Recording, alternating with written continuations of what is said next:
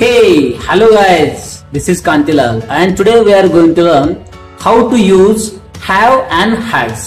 So, have आणि had चा पहिले आपल्याला जर मीनिंग समजून घ्यायचा म्हटला तर आपण एखादी वस्तू आपल्या जवळ आहे किंवा आपल्या मालकीची आहे हे सांगण्यासाठी आपण have आणि had चा वापर करत असतो. मग बऱ्याच वेळा आपण असे सेंटेन्स बनवत असतो रुटीन कन्व्हर्सेशन मध्ये की आपल्याला एखादी गोष्ट आपण आपल्या मालकीची आहे हे दर्शवताना आपण त्या ठिकाणी हॅव आणि हॅड चा वापर करत असतो.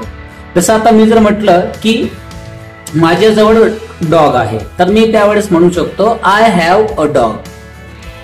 एखादी वस्तू आपल्या जवळ आहे किंवा आपल्या मालकीची आहे हे सांगताना आपण हॅव आणि हॅड चा यूज करत असतो.